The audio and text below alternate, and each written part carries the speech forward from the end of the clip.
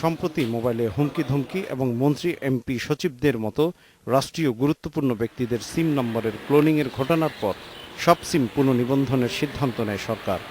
দফায় দফায় আমরা বৈঠক করছি, মিটিং করছি, সব কিছুই কিন্তু এগুলোর একটা পার্মানেন্ট সলিউশন আনার জন্য।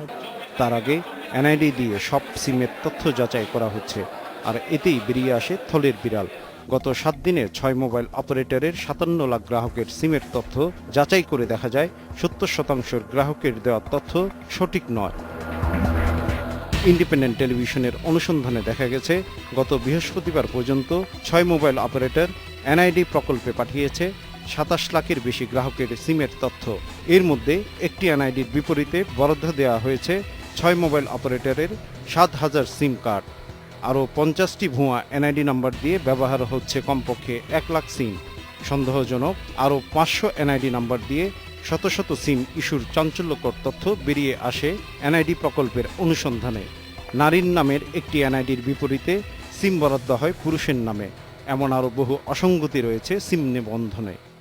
আমাদের এটা প্রসেস হচ্ছে বাট আপনার মনে হচ্ছে আপনার এটা একটা সিগনিফিক্যান্ট নাম্বার হবে। আমি আপনাকে ঠিক একদম মানে না জেনে বলাটা ঠিক হবে না। মোবাইল অপারেটররাও স্বীকার করেন সিম নিবন্ধনে বড় ধরনের গলদের কথা। সঠিক এনআইডি কিনা সেটাও জানছি না, যেখানে এনআইডিগুলোও আবার কপি হয় বাইরে।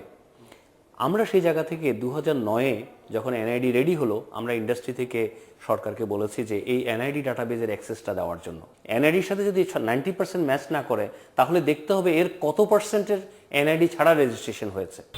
নীতি নির্ধারকরা বলছেন ভুয়া নিবন্ধনের সিমে অপরাধ হচ্ছে বেশি, তাই যাচাই হচ্ছে চালু থাকা সব সিম।